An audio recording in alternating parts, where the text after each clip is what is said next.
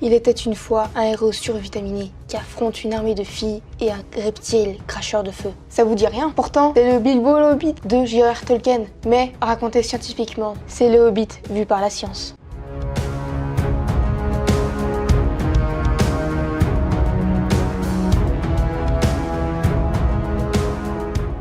Hey, c'est Isadora. Et oui, je suis de retour, désolée pour mon absence. Et aujourd'hui, on se retrouve dans une toute nouvelle vidéo. Bon, certains d'entre vous le savent déjà, je suis une très grande fan de tout ce qui est J.R.R. Tolkien. Donc c'est parti, le Hobbit vu par la science. On commence directement, comment l'épée de Bilbon peut-elle luire?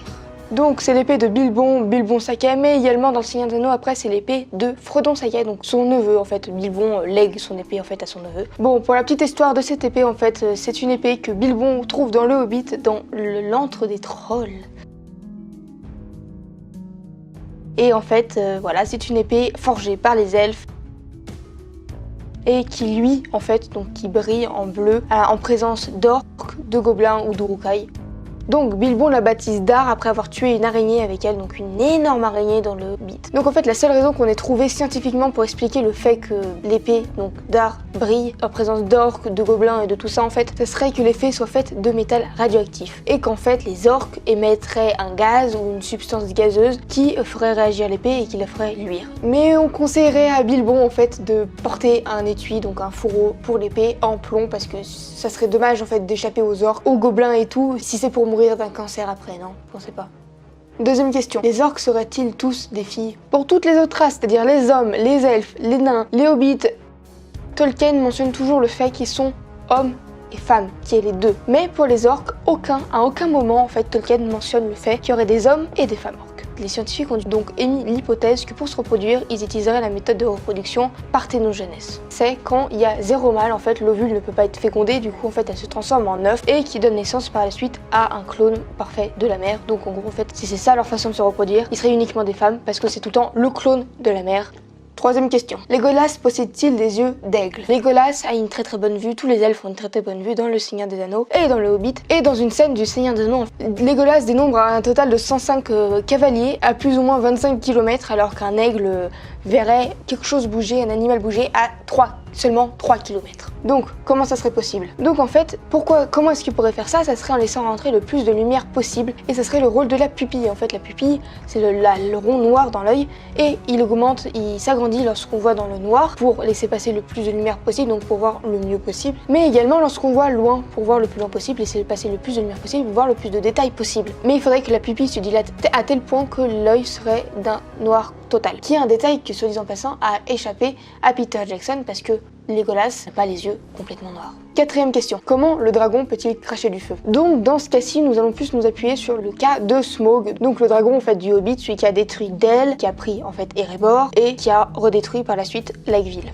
Donc en fait, ça serait pas du feu à proprement parler qui cracherait, ça serait de l'éther. Donc c'est un liquide qui produit énormément de vapeur et qui s'enflammerait au contact de l'air. Mais pour cracher du feu, il faudrait deux réactions chimiques. La première, ça serait la formation de l'éther. Ce n'est pas un produit qu'on peut trouver comme ça, c'est un mélange en fait. C'est un mélange d'éthanol et d'acide sulfurique. Donc la production d'éther serait la première réaction chimique. Et la deuxième réaction chimique, ça serait la vapeur d'éther en contact avec de l'air. L'éther en contact avec l'air, ça s'enflamme directement. Et c'est comme ça qu'on expliquerait en fait comment Smaug, un cracheur du feu du Nord, puisse cracher du feu.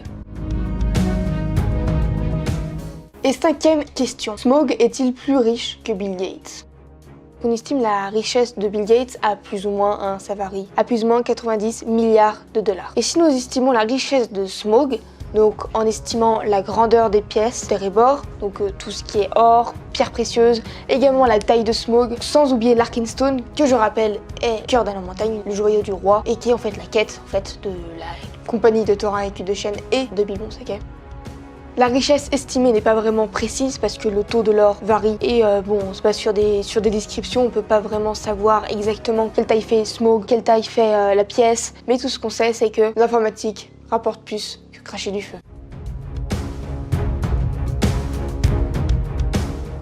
Et sixième et dernière question. Qu'est-ce qui rend les hobbits increvables?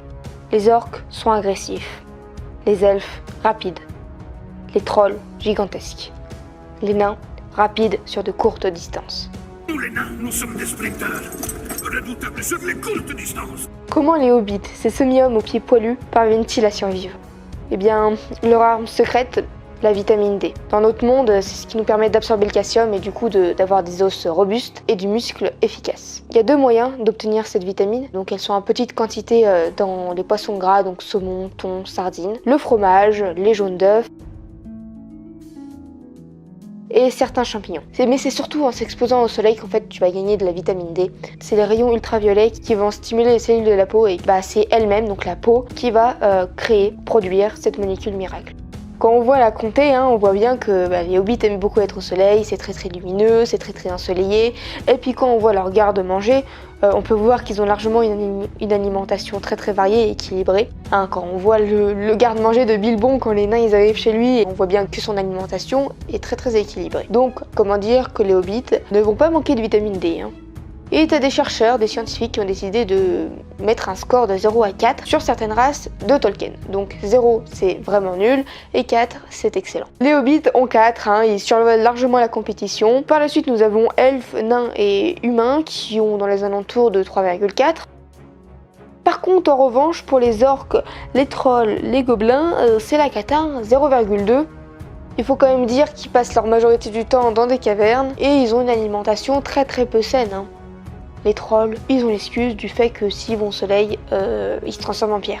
Donc, conclusion, les orques, les gobelins et tout, ils ont beau faire les gros gaillards sur le champ de bataille, ils ont les os fragiles, les muscles faibles et ils ont la fatigue chronique aussi. Petit conseil à Sauron la prochaine fois qu'il veut conquérir le monde, offre des vacances au soleil à tes troupes avant. Donc, c'était tout. Donc j'espère que cette petite vidéo t'aura plu, si elle t'a plu, n'hésite pas à lâcher un petit pouce bleu, à la commenter et à la partager, abonne-toi à ma chaîne YouTube, clique sur la petite cloche pour recevoir une notification quand je sortirai une nouvelle vidéo. Ah oui, et n'hésite pas à mettre un commentaire pour me donner ton avis sur cette vidéo et si tu veux d'autres genres de vidéos de ce genre, donne-moi des idées. Et sur ce, je te dis à bientôt dans une prochaine vidéo.